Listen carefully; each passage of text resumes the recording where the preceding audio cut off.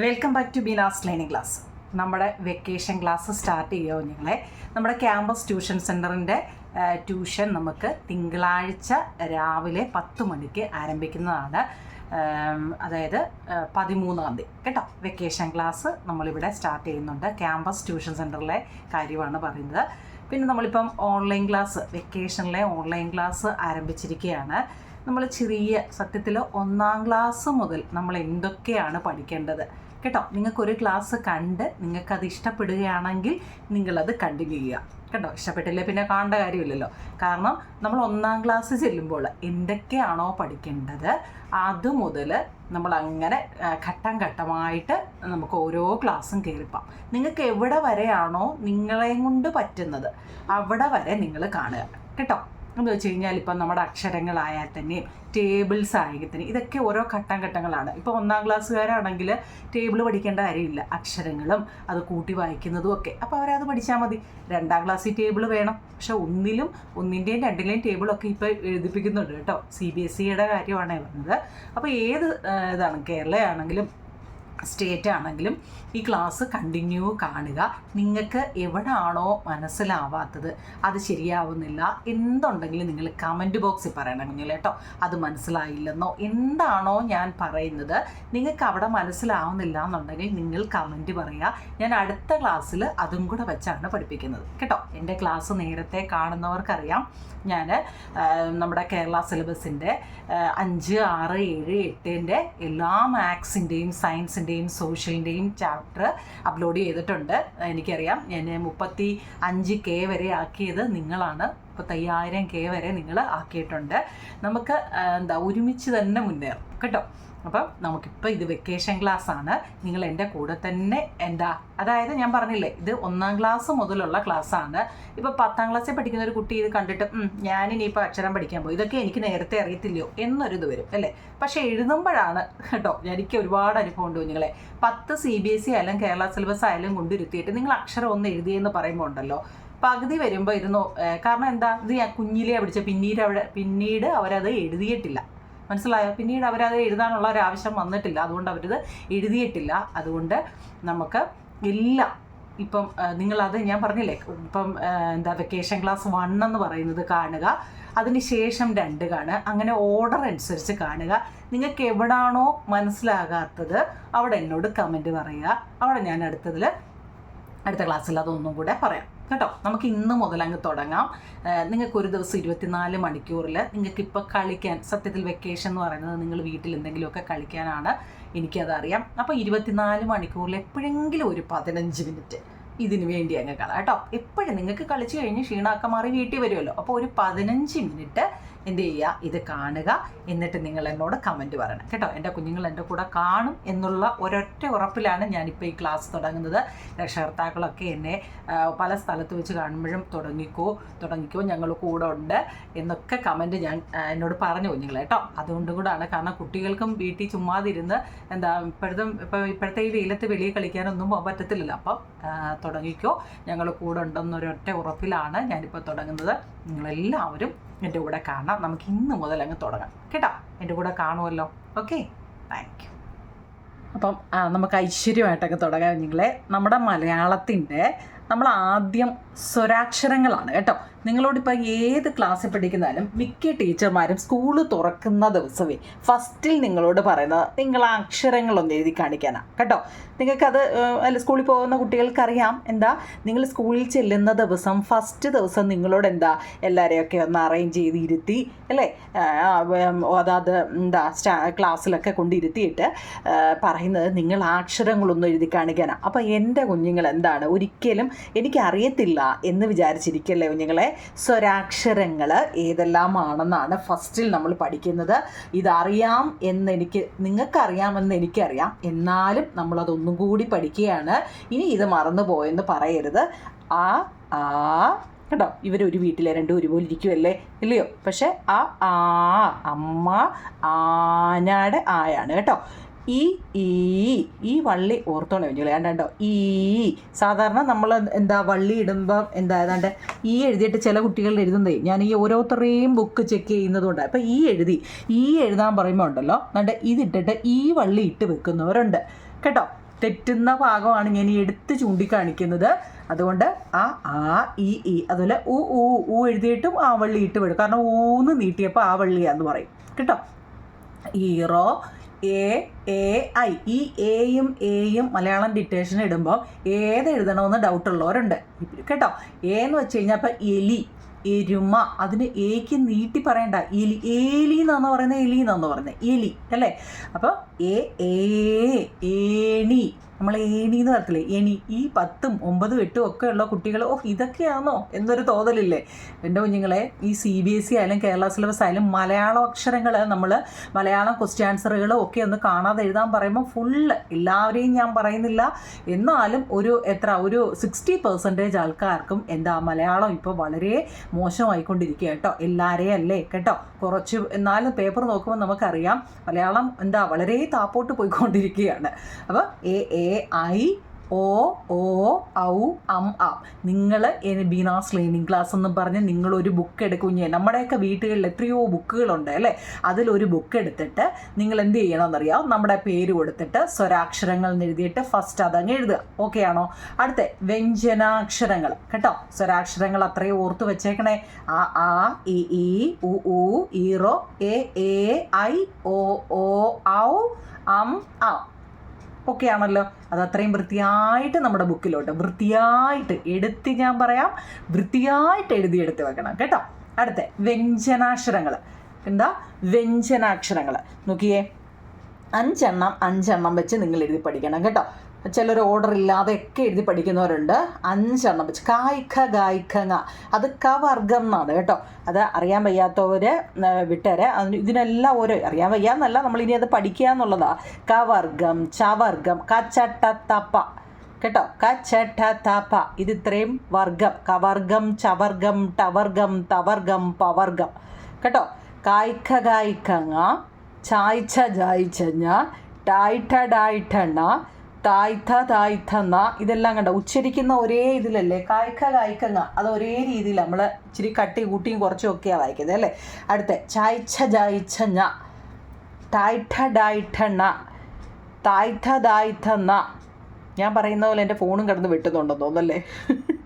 ബായ്പ അല്ലേ. ഇത് ഇത്രയും വർഗങ്ങളാണ്. കവർഗം, ചവർഗം, ടവർഗം, തവർഗം, പവർഗം കേട്ടോ. ഇനി യാ രാ ലാ വ ഈ 4 എണ്ണം ഉണ്ടല്ലോ മധ്യമങ്ങൾ എന്നാണ് പറഞ്ഞത് കേട്ടോ. മധ്യമങ്ങൾ അത് അറിയാൻ വയ്യാത്തവർ അത് പോട്ടെ, അക്ഷരങ്ങൾ അറിയണമെന്നാണ്. യാ രാ ലാ വ മധ്യമങ്ങൾ. ബാക്കി ഷാ ഷാ സ ഇതെടുത്ത് ഞാൻ പറയാം കുഞ്ഞുങ്ങളെ. ഡിക്റ്റേഷനൊക്കെ ഇടുമ്പോൾ ഞാൻ ശ്രദ്ധിക്കുന്നതാണ് ഷായും സായും ഈ 3 എണ്ണം എവിടെ എഴുതണം ഇല്ലയോ. ഇത് എവിടെ എഴുതണമെന്നൊരു ഡൗട്ടാണ്. ശശി കേട്ടോ. ശവം, ശശി, പിന്നെന്താ ശീതൾ എന്നൊക്കെ വരുമ്പോൾ നമ്മൾ ഷാ പറയും. ഷായാണ് ഷീബ കേട്ടോ. ഷാനവാസ് ആ ഉച്ചാരണം നോക്കണം. സരസ, സുവോളജി, കണ്ടോ അങ്ങനെ. അപ്പം ഷായും സായും തെറ്റ്. ഞാൻ എടുത്ത് പറയുന്നത് നിങ്ങൾക്ക് എവിടെ തെറ്റുന്നു എന്നുള്ളതാണ് കേട്ടോ. ഇതിനെ നമ്മൾ ഊഷ്മാക്കൾ എന്നൊക്കെ പറയും. ഞാൻ അങ്ങ് എഴുതിയതേ ഉള്ളൂ. നിങ്ങൾ ഈ ഊഷ്മാക്കളെയും മധ്യമങ്ങളെയും ഒന്നും തപ്പി നടക്കണ്ട. ഈ അക്ഷരങ്ങൾ ഇത് ഇത്രയും വൃത്തിയായിട്ട് വായിക്കുക കേട്ടോ. ഷാസ് നിങ്ങൾക്ക് തെറ്റുന്നത് ഇവിടാണ് കേട്ടോ. ഷാസ ഹാളാഴ റ കേട്ടോ. വ്യഞ്ജനാക്ഷരങ്ങൾ എഴുതിയെടുക്കണ കുഞ്ഞുങ്ങൾ. അടുത്ത ചില്ലക്ഷരങ്ങൾ ഈ ഇൻ കേട്ടോ. ഈ 5 ഇന്ന് വാന്, മാന്, ഫാന് ഇന്ന് വരുന്ന ഇത് ഇല്ല്. മയിൽ, കുയിൽ എന്നൊക്കെ പറഞ്ഞത് ഇള്ള്, വാൾ, തേൾ, ഇണ്ണ്, തൂണ്, പിന്നെന്താ കൂണ് എന്നൊക്കെ നമ്മൾ പറയത്തില്ലേ. വയറ്, പയറ് എന്നൊക്കെ പറഞ്ഞ കേട്ടോ. ഈ 5 എണ്ണമാണ് ചില്ലക്ഷരങ്ങൾ. ഇനി നമ്മൾ ചിഹ്നങ്ങൾ ഉപയോഗിച്ച് ഇപ്പം എന്ന് പറയുന്നതിനെ ചിഹ്നങ്ങൾ ഉപയോഗിച്ചിട്ട് ഏതൊക്കെ ചിഹ്നങ്ങളാണെന്ന് ഓർത്തോണേ നിങ്ങൾ. ഇങ്ങനെ ഇടുന്നതിനെ ഡിക്റ്റേഷൻ ഇടുമ്പോൾ ഈ വള്ളിയും പുള്ളി എവിടൊക്കെയാണെന്ന് ഞാൻ ഇനിയിപ്പോൾ വേണേൽ കമൻറ്റ് പറയാം. ഞങ്ങൾക്കൊക്കെ എല്ലാം അറിയാവുന്നതാണ്, എന്തിനാ അങ്ങനെ പറഞ്ഞത് എന്നൊക്കെ കമൻറ്റ് വരാം ഞങ്ങളെ. എന്ന് വെച്ച് കഴിഞ്ഞാൽ നമുക്ക് പേപ്പർ നോക്കുമ്പോൾ അറിയാം. ഡിക്റ്റേഷനോ അല്ലെങ്കിൽ എന്തെങ്കിലും ക്വസ്റ്റ്യൻ ആൻസറോ എഴുതാൻ പറയുമ്പോൾ നിങ്ങൾ ഈ വള്ളി ഇപ്പം കീ എന്നുള്ള വള്ളി ഈ വള്ളി എവിടെ ഇടണം എന്ന് നിങ്ങൾക്ക് തെറ്റും കുഞ്ഞുങ്ങളെ, തെറ്റുന്നുണ്ട്, ഇല്ലാത്തൊരു ഭാഗ്യം. എന്നാലും ഞാൻ പറഞ്ഞില്ലേ, കൂടുതലും പേർക്കും അത് എവിടെയാന്ന് ഇപ്പോഴും ഡൗട്ടാ. അപ്പം നീട്ടി നമ്മൾ പറയുന്നതിനാണ് ഇപ്പം കീ കേട്ടോ. കിളി കീളി, കിളിയാണോ കീളിയാണോ നിങ്ങൾ തീരുമാനിച്ചേ?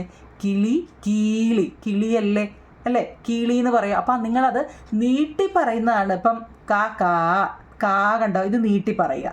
കീ ഇത് നീട്ടി പറയുന്നതാ. കൂ കേട്ടോ. അതുപോലെ തന്നെ ഈ 3 കേ കേട്ടോ. കേ എഴുന്നടുത്ത് കോ എഴുതി വെക്കുന്നവരുണ്ട്, കോ എഴുന്നടുത്ത് കേ എഴുതി വെക്കുന്നുണ്ട്. അതുകൊണ്ട് ഇത് ഈ ചിഹ്നങ്ങൾ ഉപയോഗിച്ചുള്ളത് വൃത്തിയായിട്ട് പഠിക്കുക. കാ കീ കൂ കീറോ കേട്ടോ. കൃഷി, കൃഷ്ണൻ, കൃമി, കേ കൈ കണ്ടോ.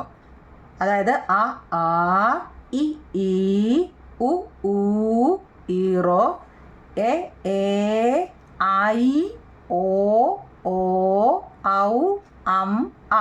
സ്വരാക്ഷരം നമ്മൾ പഠിക്കത്തില്ലേ, അത് തന്നെയാണ്. നിങ്ങൾ ഉച്ചരിച്ച് നോക്കിയേ, അത് തന്നെയാണ് ഇവിടെ അക്ഷരം മാറ്റി. ഇപ്പം ആ കൈ, അപ്പം എന്താ ഐ കേട്ടോ. കോ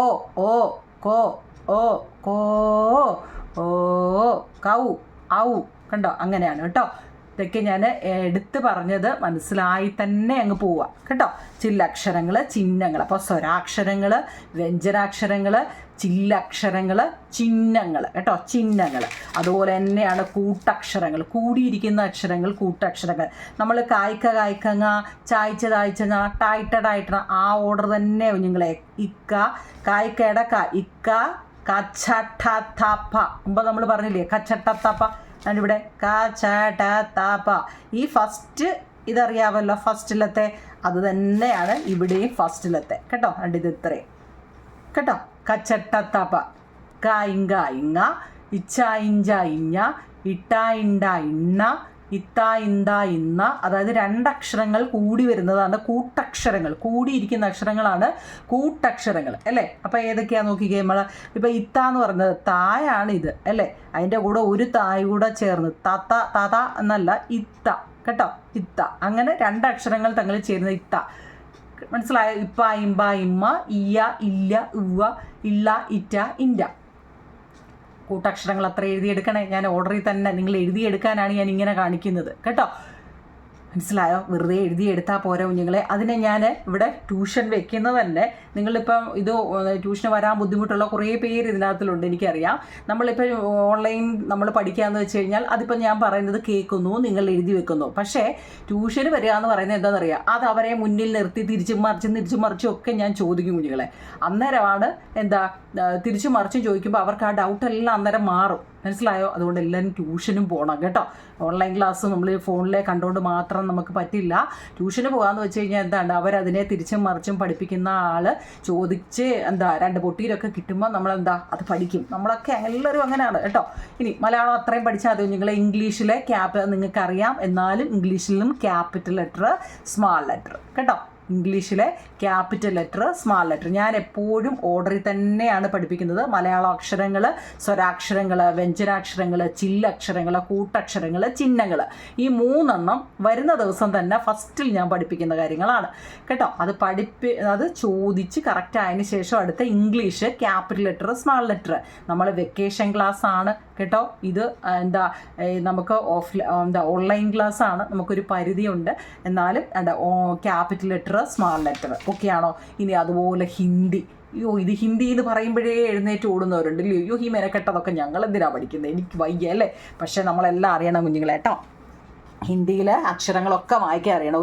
നമ്മൾ എവിടെയെങ്കിലും ഒരു സ്ഥലത്ത് പോകുമ്പോൾ ഒരു ബോർഡ് വായിക്കാനും ഒക്കെ നമ്മളെന്താ അല്ലേ ഒക്കെ അറിഞ്ഞിരിക്കണം. അപ്പം ഹിന്ദി അക്ഷരങ്ങൾ എഴുതി തന്നെ പഠിക്കണം. നോക്കിക്കേ, ആ ഇ ഉ ഈറോ ഒക്കെ കണ്ടോ ഇരിക്കുന്നത്. ഈറോ എ ഇല്ല ഹിന്ദിയിൽ കേട്ടോ. എന്ന് പറയുന്ന അക്ഷരം ഇല്ല. ഐ ഓ ഔ അ. ഓക്കെയാണോ? അത്രയും. അതായത് ഹിന്ദിയിൽ നോക്കിയേ, ഇ ഉ ഈറോ എന്ന് പറയുന്ന അക്ഷരം ഹിന്ദിയിലില്ല, നമുക്കതുണ്ട് കേട്ടോ. ഐ ആണ് പിന്നെ. അതുപോലെ തന്നെ ഓ കഴിഞ്ഞാൽ പിന്നെ ഓ അവർക്കില്ല.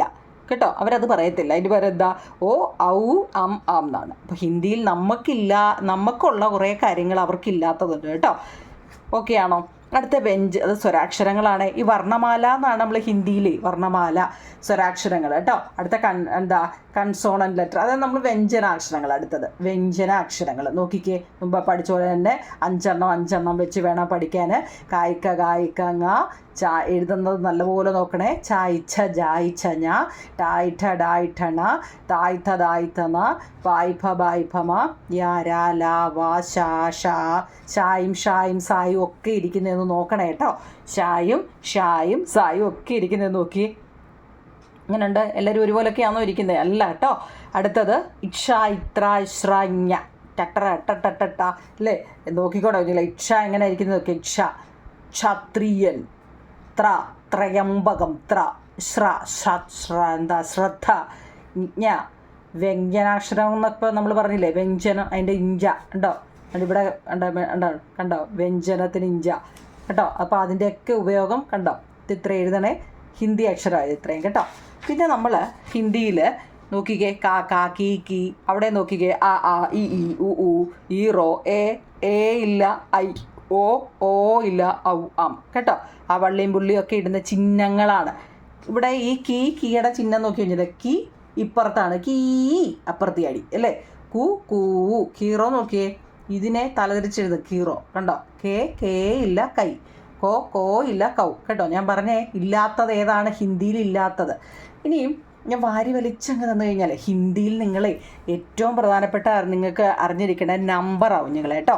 നമ്പറുകൾ, അതായത് പിന്നെന്താ ഏകദോത്തേന് നിങ്ങളൊന്ന് അറിയണം. അത് അറിയാൻ വയ്യാത്തവർ നിങ്ങളൊന്ന് കമൻറ്റ് ചെയ്യണേ കേട്ടോ.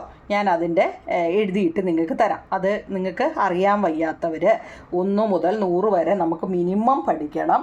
പിന്നെ ഓരോ ക്ലാസ്സിൻ്റെ അനുസരിച്ചാണ് കേട്ടോ. അത് 5ാം ക്ലാസ് ആകുമ്പോൾ എത്ര, അതൊക്കെ ഞാൻ പറയാം. അപ്പോൾ നിങ്ങൾ അറിയാൻ വയ്യാത്തവർ പറയണം കേട്ടോ. ഇനി നമുക്ക് കുറേന്ന് വേണ്ട, നിങ്ങൾക്ക് ഇതിൽ എത്ര പഠിക്കാൻ പറ്റും അത്രയും പഠിക്കുക. ഞാൻ പ്രധാനപ്പെട്ട കുറേ കളറുകൾ ഇവിടെ പറയുന്നുണ്ട് കേട്ടോ.